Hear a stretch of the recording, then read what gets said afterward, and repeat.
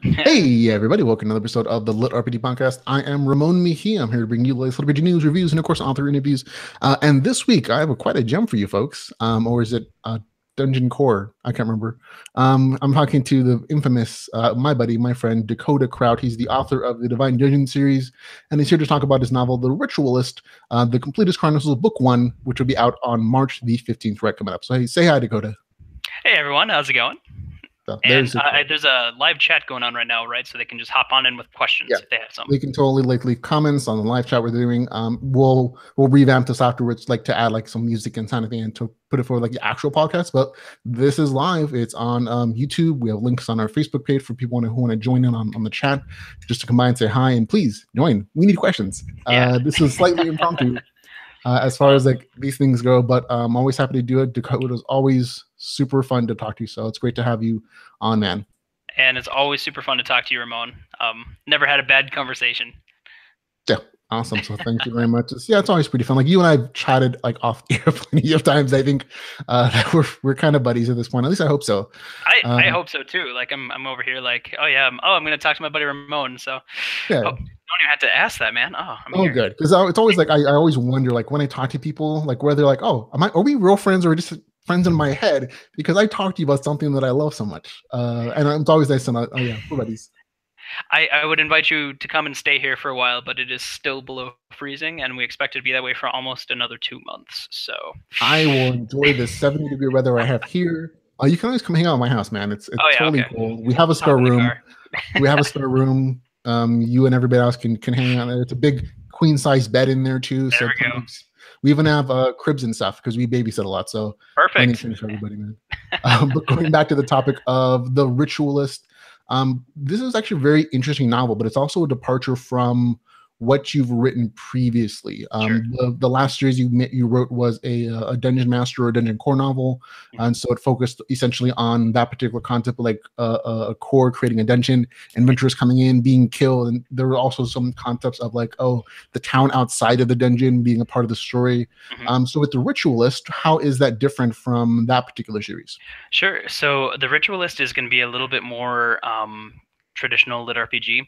So in this, because my thing is like I don't want to be penned into a single type of story. You know, like I love writing the Divine Dungeon series, and it will be continuing. The third one was not the end, but at the same time, I would like to have a place where if people get to the end of what I have written, they can say, "Oh, okay, I really liked his work. I would like to pop over and see something else." And so with the Ritualist, it's a person who is in a game now. So we're now in modern times, instead of with the Divine Dungeon, which is either alternate dimension or very, very far back in the past, medieval sort of style. With the Ritualist, it is a guy who is playing a character, and they are in long-term pods, so it's not like there's not a lot of perspective change. This one focuses entirely on the main character's perspective throughout the whole book. His trials, tribulations, how he levels up, what he does to gain skills, and so he is. It's a very interesting concept. I think I'm the first one to hit this type of character, so I'm excited. So, No, I don't disagree with you in the character class that you chose, which is the Ritualist technically, and right.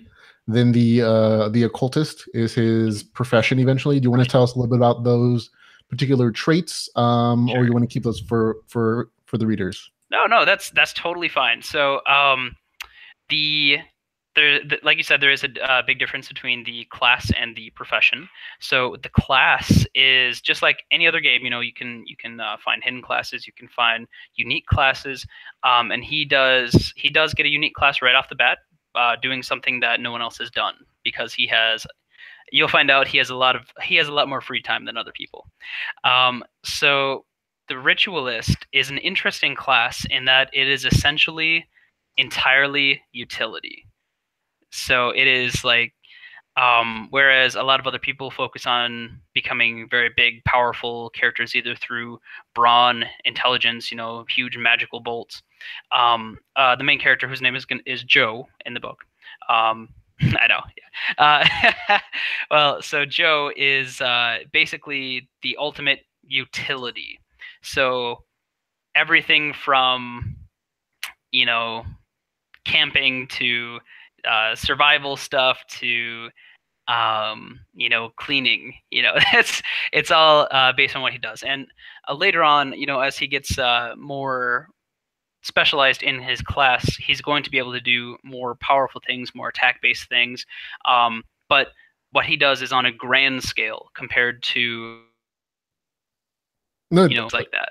okay, now I think you're underselling this particular class, in my opinion, because Joe is really cool. I love the name that you chose, like Joe. Like he's your average Joe, and that's how he Right. kind of comes off at the beginning of the story. Because in the this is not a huge spoiler; it's part of the novel description. So don't worry about it, folks. If you're listening at home, the novel starts out with the main character. He's a combat medic, and he gets into like this bad battle scenario where he becomes quadriplegic, and his buddy who works at this video game company offers him the opportunity to essentially upload into the game as a character. And through like the intro character creation scene, which is AI controlled, and it's supposed to help you like choose your particular class depending on the questions you answer, which was also really really cool. Reminding me some other stuff I saw in other novels and series, like as a couple. It basically gives someone an opportunity to choose a very unique class based upon the questions that he answered. That's the ritualist. And so this is supposed to be a hidden class, so other people aren't supposed to know about it because I guess there's a bad impression of it culturally within the game world.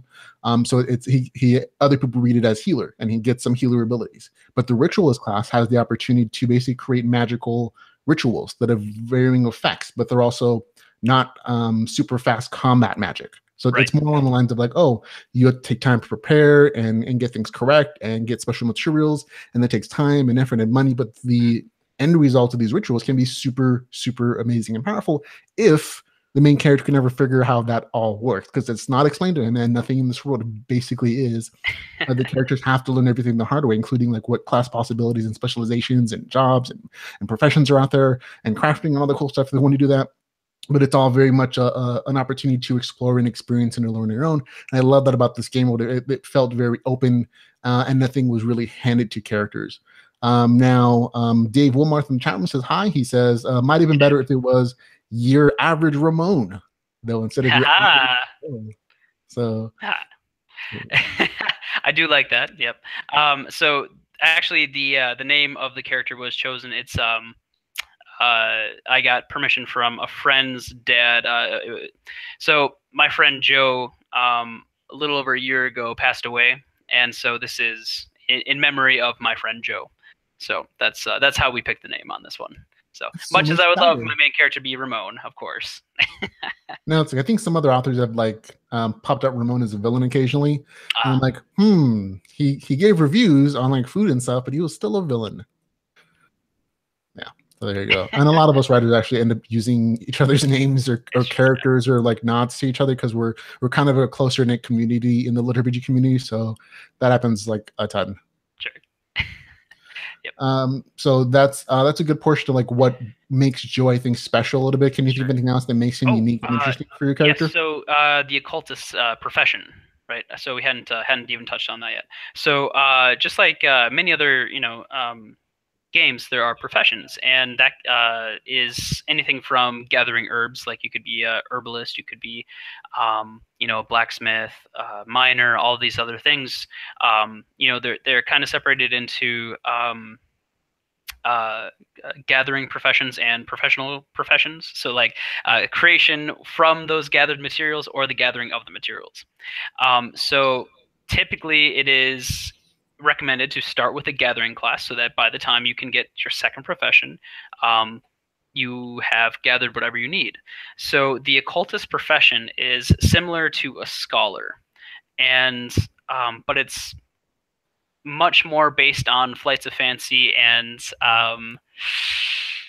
more game lore. And so pretty much if a scholar were to look at an occultist, they would say, you're a quack, get out of my library. You're talking about dragons and fairies popping up here, get out. This is science, go away. So it's kind of touched on in the book. You'll see more of it in this one, and it's hard. It's really hard to give you a really good look into it because it's a really fun story, but it's really hard to say things without spoiling the whole No, story no, for you. it's yeah, it's fine. I think people have Sure, enough information that they kind of get a grasp on what the job is, even just by the name. It's sure. pretty. It's a good explanation. But I just want to emphasize like there's a huge amount of depth in this particular novel, folks. I mean, doing something that has like multiple classes and professions and like all these skill trees and all these class trees and eventually gets really, really like full and like that's one of the things I love about you and your writing and your work is that I get all the great RPG stuff that I really love. Like I'm the kind of guy who spent his teenage years reading Dungeons and Dragons manuals because I love just like reading about the classes and like the skill sets and like what the modifiers were and all that kind of cool stuff. And just like learning about reading in an actual story where you kind of get that same kind of vibe, like, oh, half of this guy's time can be spent like just researching and like looking at all these different possibilities about what he can do with his class and what all the other classes are possible in this particular world. This is definitely a little more something that feels slightly more familiar, I think, to a lot of people than the Divine Dungeons, because the Divine Dungeons series, while very cool, definitely took a different approach to advancement. In that series, it was I forget for this particular name, but it was like chi Cultivation. and cultivate. That was a cultivation. Thank you, cultivation. And so that's something that's like slightly different than like the traditional, or some more familiar like levels and classes and profession thing. Sure. So yeah, this one was like I said, I enjoyed it a lot. Like I liked this. You know how I know I really liked the novel. I was reading it and I forgot that I was supposed to be reviewing it. I forgot that I was supposed to be taking notes, and I was like 15% before I remembered. Oh, it's right. I have to take notes on this thing. I was just enjoying myself so much that Best I just compliment you could give me right yeah, there. but I just relaxed and was like, oh, this is cool. You know? Perfect. That's exactly what I want. I want you to get to the end of the book and say, "Wait, no, wait. Where's the rest of it?" Yeah, I think it was fun. Like I said, Coming. yeah, this one also is. I'll say it's a little more slice of life than I think the Divine Dungeon series. Like the Divine Dungeon series was like there was kind of an arc for each story, and you knew that there was a big point sometimes, and there's always like this huge battle at the end. And this one was a little more slice of life. It was like, oh, he's there full time, so he's not going anywhere. And so he just it's kind of a way of exploring the world. Like you leave hints in the novel that there are some bigger things happening, which we won't spoil because that's a big plot point. Right. But it's this one is definitely more of like, oh, daily adventures, go adventure sometimes, go craft sometimes, go research sometimes, go look at some of the things, go on these quests, the kind of a variety of like interesting possibilities. And as the novel goes on, those quests kind of build up into a chain where you Right. realize, oh, and it's finally revealed, oh, this is the big mechanic and this is the big thing about the game, which we won't spoil, but it has some very interesting story potential for the entire series. Oh, thank you. Yeah, and that's kind of one of the things with writing an RPG is that most RPGs are fairly sandbox. While there is an end game, there is the final thing. You're not getting to that right away. Yeah. And I think sometimes people might rush to the ending too fast. In my books, I really try to say like, hey, you don't know what you're doing. Things are going to go bad for you.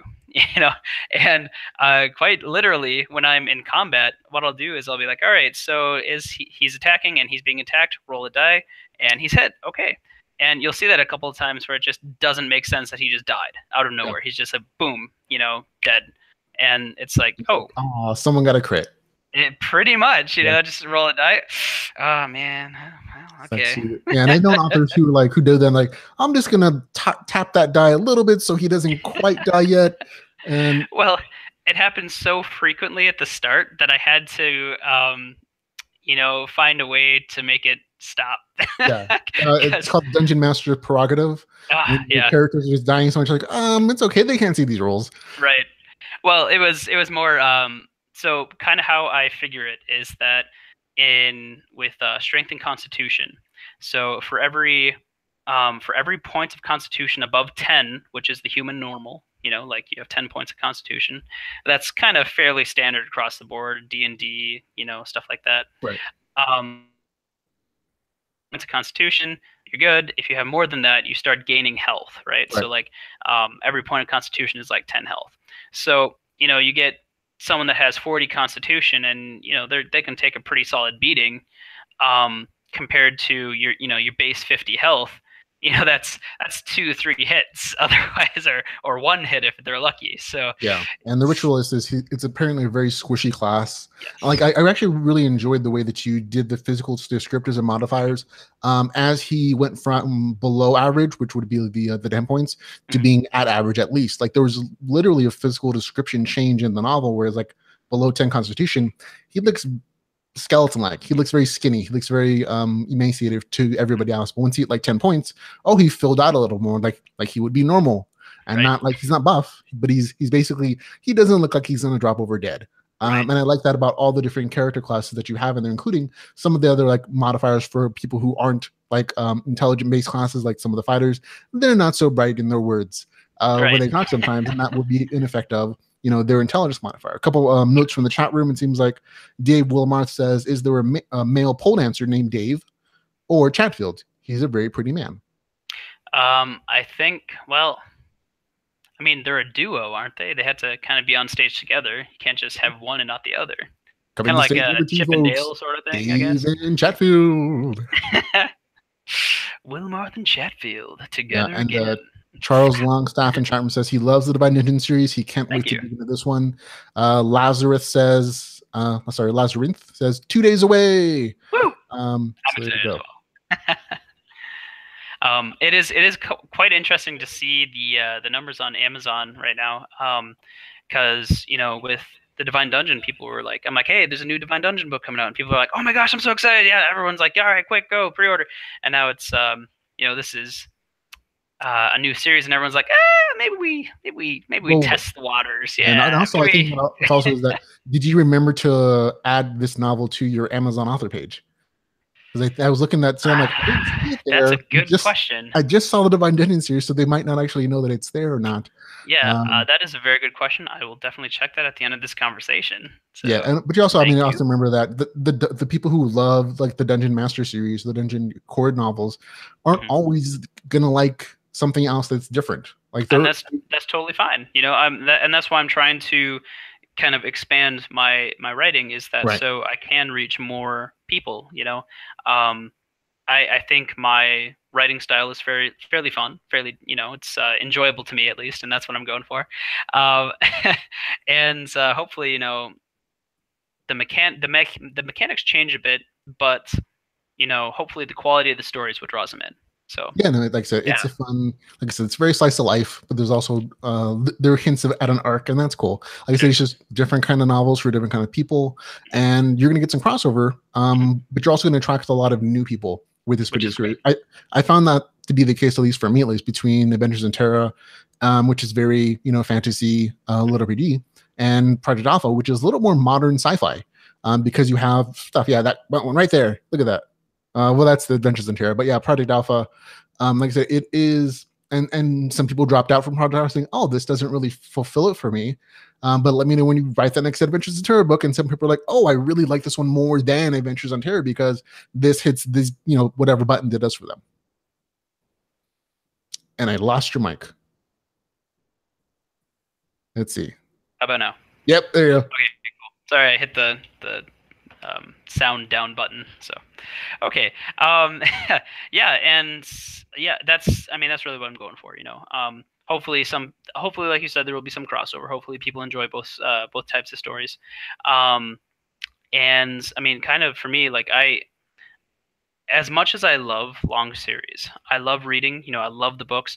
Every once in a while, you'll get to book 6, book 7, and you'll be like, good Lord, I am just done with this series. Yeah. What else do they got? And yeah, I hear you. Yeah, and sometimes, like PS Power is a good example of this. Like, I really like the books, really like their books. But the thing is, a lot of the times what'll happen is, you'll finish one series, and you'll be like, okay, cool. All right, I want to read what else they have. And you'll hop over and you'll be like, you changed the name. The rest of it is, it's pretty much the same. Like, show me something new. What else you got? Like, entice me. No, yeah, this is a good way to like stretch your author muscles as well. Because I noticed this happens a lot, at least with like the guys that I talk to or who are like in the liturgy community who aren't like authors who write 20 novels a year. It's like, after 2 or 3 novels in the same series, you kind of, even as a writer, like, I'm kind of getting tired of these characters. You're telling this same story.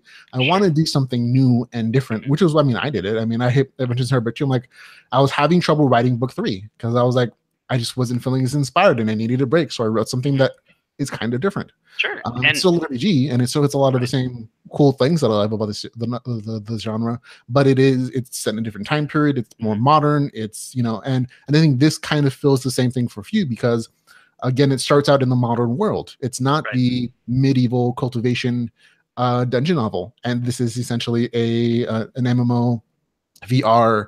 It's still very fantasy, so it's still in the medieval section, but it's very much more game like. It's more RPG game than maybe like wushu or cultivation, and those are different ways of writing and describing. I know you love the game mechanics. I know you love doing spreadsheets and Excel sheets full of stuff. So it must have been really fun to create something new and fun. Yeah, and I kind of wish I could put the entire Excel sheet into the book, but that would be bad. There's stats and just it goes crazy, man. You update one thing, the whole thing changes. So I had to be really, really careful. Yeah. Luckily I had a couple beta readers that were going through, and they caught like one just egregious mistake, and then I had to go back through and recalculate everything just to make sure that I hadn't messed up the rest of the book. But luckily I had only copied the table incorrectly once, and I still had the original table where I was keeping track of everything.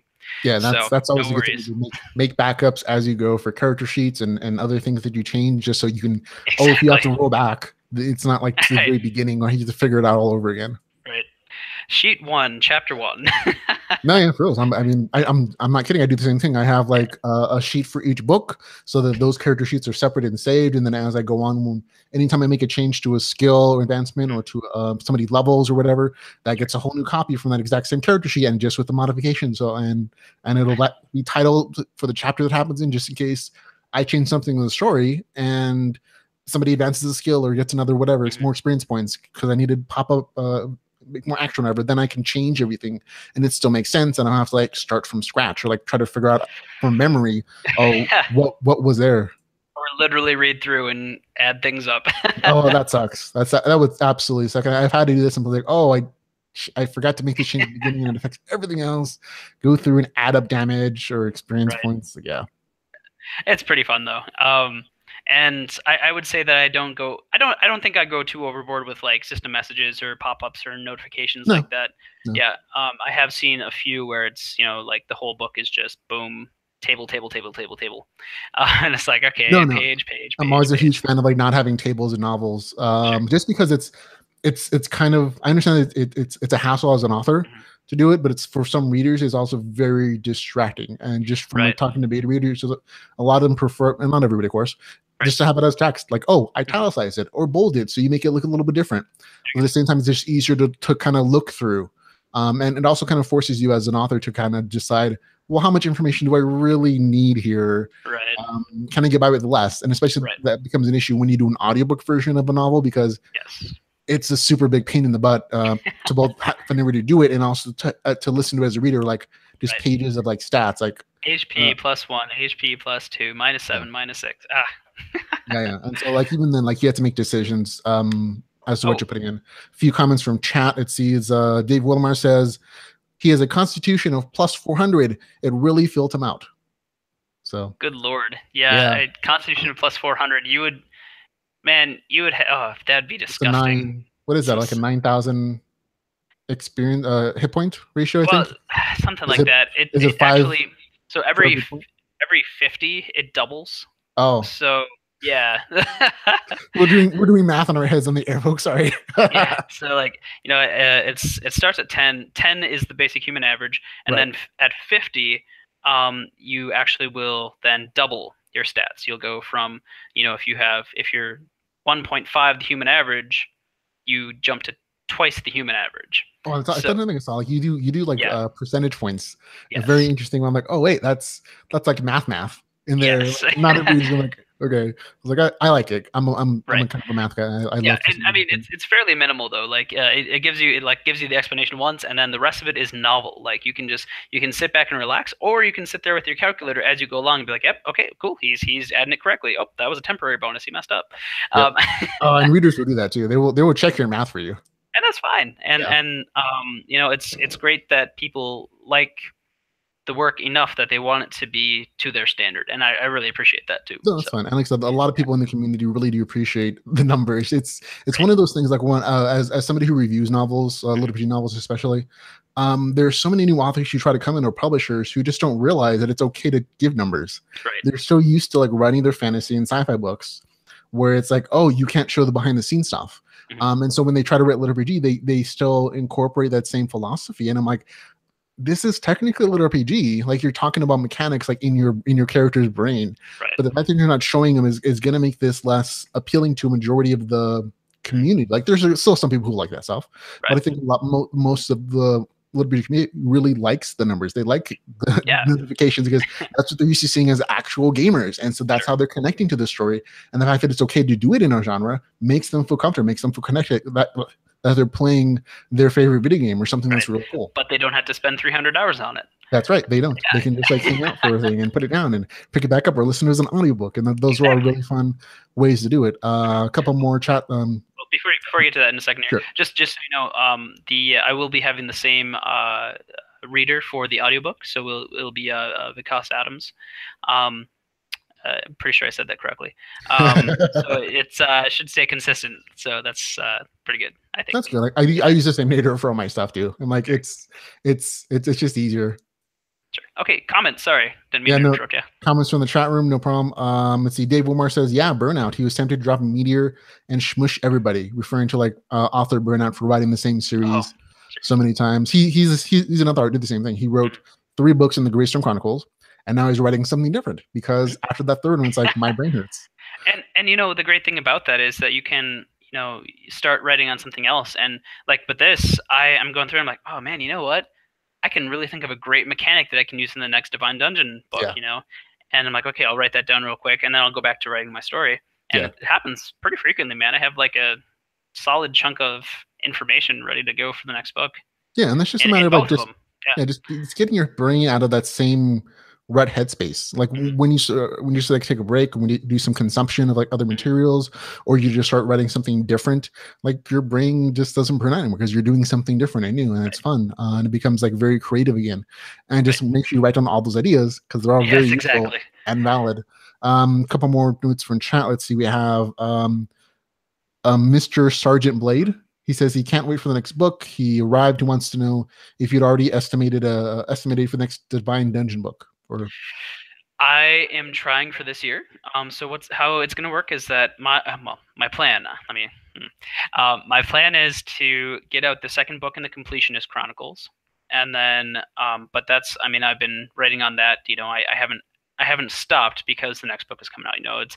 That just means as in editing that means I'm writing the next book.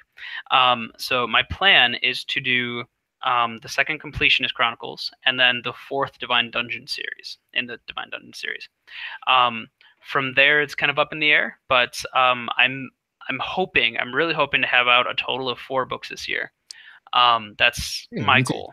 Yeah. yeah, So that's the Completionist or the Ritualist, book 2, Divine Dungeon, and then one more. I mean, okay. I could technically get away with being like, oh yeah, it was Calamity. Calamity's out, but I'm gonna try for a solid 4.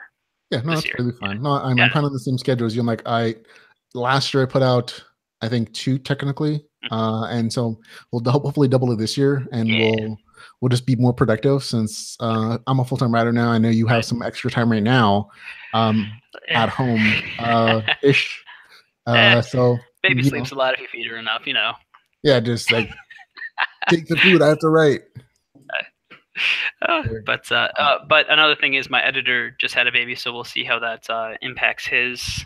Well, his wife had a baby. We'll see how that impacts his time. Hopefully, not too bad. So there you go. Let's see some of the questions from chat. It says Ian Mitchell says, "Nice shout out to Dakota for being brilliant. He can't wait for the next book."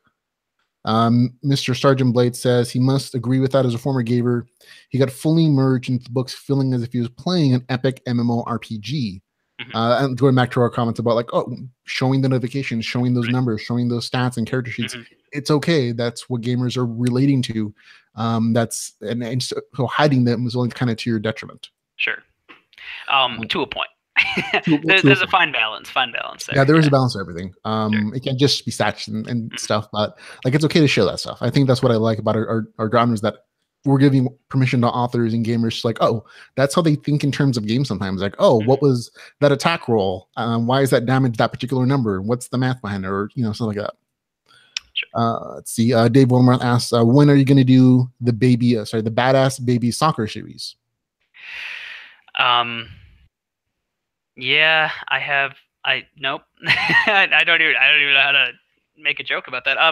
I have thought about doing children's books, but I think they'd all be terrifying. So like the dungeon core who eats adventures. Yeah, pretty much, like go to sleep or get eaten or something like that. I'm not sure. Hey, there's a novel on that, and it's there's a whole actually that's in the book. So. Yeah. Careful where you fall asleep, sort of thing. Oh, I could see that as a children's like picture book, like little baby fall asleep in the dungeon. Aren't you? Yeah, there's a whole. I can see the title of the book. Be careful where you fall asleep. Boom, right there. Look at this, giving away stories ideas. Yeah, 6-part series. Yeah, there you go. Okay, let's see. So I think those are most of the comments. A lot of people are just saying thanks, hello, thanks for doing such work. Keep up the good writing. Thank you, guys. All kinds of great stuff like that. That's great. I noticed you do have a little bit more time right now because you recently had a baby, and so you're on paternity leave. Have you been doing anything other than writing with your time? Like, have you ever read anything interesting recently? Oh yeah, I've read all sorts of stuff. I'm actually kind of backlogged right now because I'm working with a whole bunch of different authors to try and do some cross promotions, but also not overwhelm my page with other people's books, especially with hopefully keeping a schedule is harder. But I've been trying to catch up on all the books. I know Blaze's new one came out. I still have to read that. Aileron's came out. I did make it through that one just because it was out a little earlier than Blaze's. I'll get to his new one. And there's always little things, Easter eggs in my books that I'm trying to do about these other books that I'm reading. But yeah, man, it's crazy. If I tried to list off all the authors of the books, like it would take a while because it's really fun. It's so fun to hop online and be like, hey, there's this author doing this, and then I'll try and reach out to them. They'll talk to me. Like Christopher Keane is another one that I promoted recently. It's so many great books out there. It's really hard to just say one or two. So yeah, and all the authors you promote are things that you've read and enjoyed. Yes. I try not to be like, oh yeah, I'll promote your book, Random Stranger. Why not? But every once in a while, I'm sure you'll notice this a lot too. Is that when you're writing, if you're even slightly successful, which I like to think that people like my work, people like to ask questions, which is totally great. I love helping other people. A big thing for me is if something is worth doing, it's worth doing for other people. It's worth helping other people to do well at. So I love doing that. The only thing is that I just don't have time for the surplus of people. I can't devote enough time to everyone to do justice to their work. Everyone that is trying to do this are like, hey man, here's a portion of my book, can you read this? I'm like, oh yeah, I can read like a chapter. No, they send me like the first arc. It's like okay, that's cool, I will read this, I will get to it eventually. But on the plus side, I haven't had to buy anything from Amazon in a while, so well, no, that's cool. And I'm with you on the same page. It's like people are always asking me to read their stuff. Is a 30G, do a consultation to see like are their game mechanics good enough? And I'm like, I try to be as helpful as possible, but at the same time, like I have to write and I have to read a lot of stuff. Yep. Writing is your full-time job, and that's what you had to do. So, helping other people, while it's awesome, does sometimes have to take a back burner. Yeah, absolutely. Yep. And I'm not a big cross-promoting kind of guy. I think I do enough promotion with the podcast that I'm like, I don't need to do stuff in my actual novels, it's okay. Right. Totally. Just It's just one of those things. Like if I start promoting one person, it's like, oh, mhm. then everybody else gets mad and jealous. I never wanted the podcast to be about like, oh, here's a commercial for this guy who paid me money, who agreed to like also talk about my thing on his book novel. There you Like go. no, I try to treat everybody equally, including like my own stuff. I'm really surprised you don't have ads yet. Just saying, like I could have. Like I've seen some like business models where like, oh, you pay $60 and you get an ad on the podcast, it'll be there forever. And I'm like, that's great. I'm like, but to me, it's like people support the podcast in different ways so that we're essentially self-funded at this point. So we don't really right. need the money for it. And so I'd rather keep it as equal as possible. I'd rather Perfect. somebody come into the show know, oh, he doesn't have a special interest in this Mhm. particular series in the particular genre because he wants to make ad money. Right. And that's just a personal point of view. I try to be as fair balanced. It's Is that I smart. rarely, Very smart. yeah, I really promote my own stuff. Integrity. Love it. Yeah, when it comes out, when it comes out like a regular book, I'll be like, hey, I wrote a thing. It comes out this day. Go check it out. And that's kind of it. I don't do reviews on my own stuff. I don't really talk about lists like, oh, I did this well, great, and that's kind of it. But I talk about everybody else's stuff a lot more, and I think that's gives the show, I guess you said, integrity. Absolutely, like people know that it's trying to be fair. Right. Yeah, and I think you do a good job at it. So great. Yeah. Lazarinth in the chat room says, "Oh, his cover's blown." He's he said, "Oh, good shout out, woohoo!" And then he says, "Oh no, my cover's blown." So is that Christopher Kinney? I guess. Oh, okay. Yeah. I think it's Keen. I'm not. Keen? I guess I haven't asked him. Yeah, I've read most of his stuff that he's written, and I'm like, okay, I know that guy. I mean, it's good stuff. Yeah. My lovely business manager has told me that it is Keen. So. Yeah, I've never talked to him in real life yet. But I'm like, yeah, good stuff. Friendly guy. Very nice guy. Okay. So there we go. Good stuff from the chat room. They're all just laughing at each other now. They're just talking to each other at this point in chat room. So we have some great stuff. Your novel comes out on March the 15th. Yes. And I'm curious, like, was there anything doing this novel that you found was interesting and challenging compared to the Divine Dungeon series? Oh yeah. So skill descriptions. I really thought it would be easier than it is. Like how to make a fair and balanced character while still letting them be the main character. Right. Because anyone can be like, oh, he found the legendary sword of awesomeness, Zelda +2. Like wait, and you can just munchkin your character, I guess is a good way to put it. And I'm trying to avoid that. I'm trying to keep it realistic. So, like I said, one of the ways that I do that is I literally have a die that I roll, and it's very possible that at a very inopportune time, my character is going to die, or he's going to take significant damage, or someone else in his party is going to die. And, so it's like, okay, I'm doing this. Oh, crap. All right. Okay. And seriously, that's how I feel. It's like, oh, crap. Like I do that. I'm like, oh, that makes sense. Like if I'm feeling upset about this, someone else is going to hop in with me, like they're going to get on the anger wagon with me. They're invested.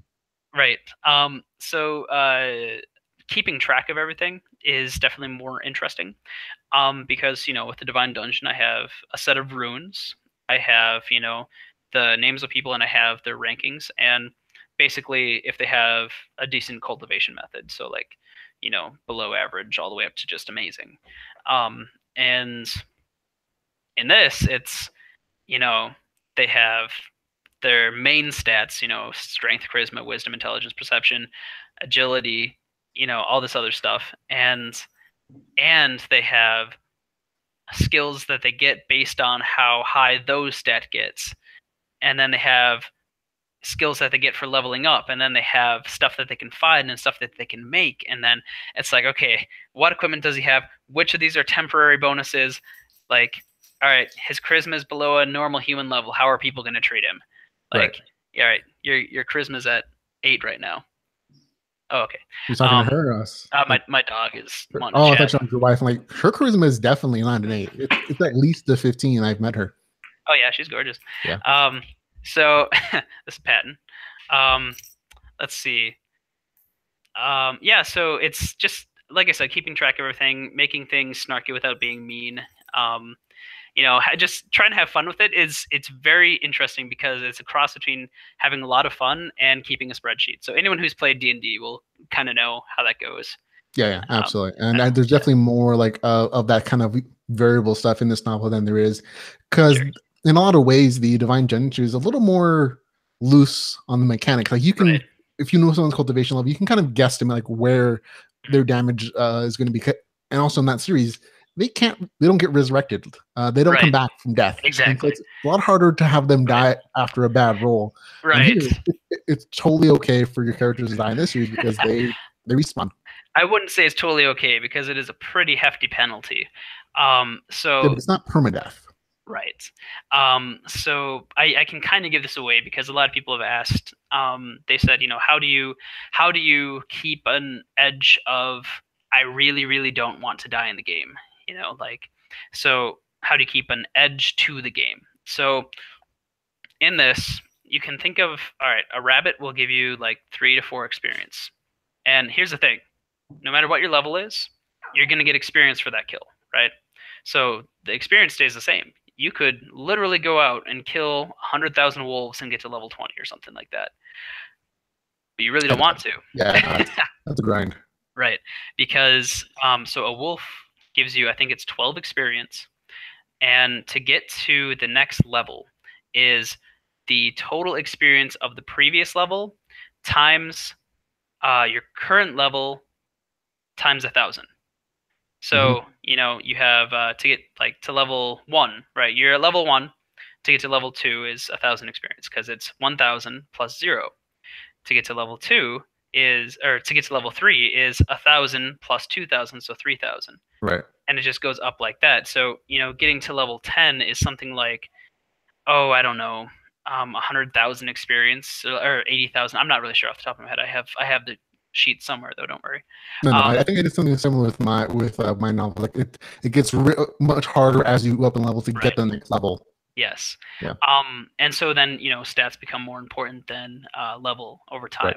which is why later on you really can't judge someone by their level because a level 10 could probably just wreck a level 15 if the level 15 has purchased their way to get up to level 15, right? Right, and that's totally a possibility in this particular world because it feels much more of a full world where like things like the equipment matters, like the bonus stats on that equipment really do matter because it might Really be a do 10% matter. increase in your stats or whatever, Right. or in your health or whatever it is, like that special ability to like not have you die or whatever it is there. I do have to say though that your wife is in chat and she's answering a bunch of questions. Oh, thanks. And yeah, it's super hilarious at this point. She's like, someone was like, "Hey, I love that Danielle's in the chat and she's faster to answer the questions than Dakota." Well, I can't see the me chat, too. so Yeah. It's like somebody was like, "Hey, tell your wife / baby mama hello." wife. And Yep, lovely wife. yeah, and so she popped in to try and just say hello. And I was like, "Uh-oh, she's monitoring us." Yes, that's how I feel all the room. time. So there's all kinds of fun stuff. One of the questions from chat one was Mr. Sergeant Blade, who has a picture of a kitten, so I keep thinking of this Mr. Sergeant Kitten in my head when it's the picture. It asked the massive plot twist at the end of the newest Divine Dungeon book. Was it all planner, or did you just come up with it at the moment of writing? No, that was planned since the book started, actually, since the whole series started. I was actually when I was first writing Dungeon Born, I really didn't think people were going to read it, so I kind of pushed it off. That was actually how the first one was going to end. And then I'm like, I got to the end and said, it just doesn't make sense to do it here. So, and me, I'm all about logic. So even though I live in a fantasy world, it's your job kind of says, oh yeah, you're logic based. Right.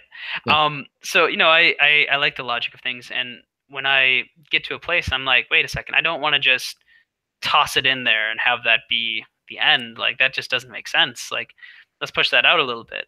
And then the response was so great for Dungeon Born that I wrote Dungeon Madness, and then I was like, okay, we'll do it here. No, it doesn't make sense there either. Right. But in the third one, there we go.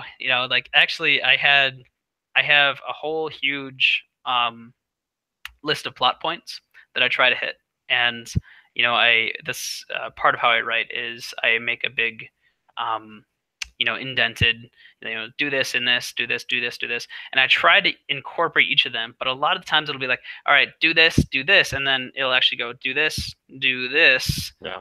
And then maybe come back there, and then it's crazy, but it's great, just super fun. absolutely. I kind of do the same. I started to do the same thing where like I try to outline a little bit like, oh, Mhm. these are the things I want to happen.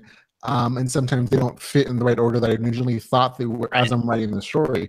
And so I'm like, oh, maybe I can move this down here, or maybe I have to eliminate it entirely, put in a different book. But I do think it's interesting that you originally planned for one book, it sounds like, and then when it was successful, like, oh, I have more stories. I can write this up more. Right. And it became two and then three, and now an entirely different series. Yeah, well, and again, Divine Dungeon is continuing for all the people out there that are really, really concerned and have been pinging my page. It is continuing.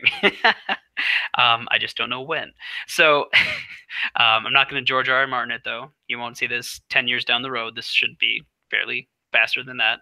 Cool. So you actually have do you have an end point for the Divine Dungeon series? I mean, I do. I do. Okay. Yep.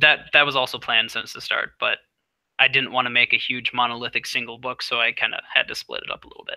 Right now, I guess I'll mention here that this sounds a great point.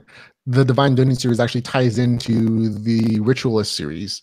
Yes. If you guys read that particular novel in a couple of days when it comes out, Hey. go pre-order now, of course. You actually see a nod to Cal, so see if you can figure out where Cal comes in to this particular series, and so you might actually get some connection between the two at all. And at this point, it's more Easter egg than it is like lore, you know. Yeah, because you haven't finished. You haven't written the connecting portion of those two things yet. Yeah. Let's see. Got a couple questions from chat. Yeah, someone is saying that your microphone is bad. I'm not hearing it, so. I know it's sometimes the Google thing. I'll have a separate recording of this, like I let it record on my computer just in case for these reasons. So as long as you hear it and I can record it, sure. That's the important part. So folks in chat, I apologize if I cut out a little bit here and there, but that's why I do double recordings just in case, because it's happened before. Ask D Wolfen. He was like one of the very first author interviews I did, and like when I listened to it later on YouTube, I was like, uh-oh. And I think I lost your mic again. No, I was just messing with you. Oh, okay. Just sitting over here pretending to talk. Sorry. Dave Wilmarth in the chat room asked, what would you rather face, 100,000 wolves or one bear with a laser on its head? I mean, the bear, obviously. I mean, bear doesn't know how to operate a laser. Come on now. Yeah. It's just, he's like, wow, it's a pretty light. You'd hope it worked like it was a cat. Like he's just like sending himself around in circles. Well, plus, I mean, after I kill the 100,000 wolves, that's going to be a huge mess to clean up, man. Like, I don't want to deal with that. Yeah, see, there you go. So I kind of made the same question. That was one of those questions that that another friend of mine, Charles Dean, does. He started his own podcast called Drinking with Charles. And so we asked a bunch of authors on there various times. I think he said like Blaze Corbin, Travis Bagwell, a bunch of other folks, including Michael Chatfield, Don Chapman. And we're going to be talking either later this week or later next week, actually, playing Vermintide. Oh, so yeah, there you go. Yeah. Look at you just hopping on all the podcasts. Hey. But yeah, that's one of the questions he asks on a regular basis. Actually, I just wanted someone to play Vermintide with, and it turns out that he's doing a podcast as well. So yeah, he kind of just he's kind of in different places, like he's testing things out. So I think a couple times he's done just like gaming at the same time with Charles while he drinks. So it's been a fun experience, I think, for him exploring things. I've never played Vermintide. What's that about? Vermintide 2 is the one that's just came out. It's a Warhammer fantasy sort of game. 5 different characters. You're basically trying to battle through hordes of creatures to get to the end point. So it's very interesting. It took me 4 tries to get through one level because anyway, it was it's very interesting because you're like, oh, this is rookie level, this is the easiest one, great, okay, go through, whole party just wipes. Oh, all right. Now this is a cooperative multiplayer game, or is it like four player, I think, maybe 5, I'm not really sure. I think it's just 4. Again, I'm still waiting on finding people to play, so I think Charles is going to be the first person that I know that is actually going to play with me. So otherwise, it's just kind of a pug group, Right. Pug, yeah. Pickup group. Sorry. Yeah. There you go. So look at us defining gamer terms for people. See, we're educational folks as well just as so you know, friends. the more you know. Ah, nice. Same joke. That was good timing. Yeah. Great. Yeah. Let's see. Any other questions right away for the book, or?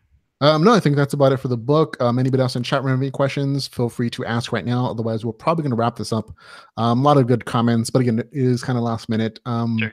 We didn't have this plan weeks and weeks in advance. It was like, hey, right. Yeah, let's do that. Yeah, we like to sneak in here, Yeah, it kind of works out for your book schedule because your book comes out again in just a couple days as of this right recording. before my birthday. Yeah. Is it really? Yeah. So mine is the 19th. Danielle's is the 18th. So it's gonna be a good weekend. Very nice, man. Congratulations. Happy birthday to both of you. Well, it's also St. Patty's Day. So. Oh, okay. Yeah. Is that a big thing where you guys are at? Well, we live 80 miles from the next nearest point of civilization. So, yeah, there's nowhere else to go. So everyone just kind of congregates. Oh, okay, well, I get it. Well, there we go. See, there you go. I don't know if it's as big here. I went to an Irish festival this past weekend, where I live, and it was just like, vendors, lots of beers, people stumbling around drunk in green costumes. That one. That's the one. That's what we'll see here. Yeah, see, there you go. Same stuff, different states. It's all cool. Hey. So there you go. It looks like we have a couple people. Nope, that's kind of it. Someone I'll interview someone else on the 17th. He's saying hello, so we'll talk about that later. Though, but I guess that's kind of it. Thank you everybody for joining, for hanging out with us. We'll have all the links to the show notes for all of Dakota stuff. And the Ritualist, the Divine Jinn series, everything, his author page, Facebook stuff, it'll all be there. So go make sure to check out his stuff. Go support him on Patreon, on his Facebook page, Twitter, YouTube, everywhere he goes. Was there anything else you wanted to say before we say goodbye? Just once again, thank you to everyone out there. I know there's lots of fans out there, lots of people that read books, but I still had to say that I think mine are the best. So thank you all for that. Thanks a lot. And just last comment, Dave Wilmer says he predicts another level human coming soon. Maybe from all that drinking. I don't know. There you go. Well, we'll see how we do with one. Yeah, let's get this one down first. Yeah. Okay. Goodbye, everybody. Thanks a lot for hanging out. Remember to go read some Lit RPG. Goodbye, everybody.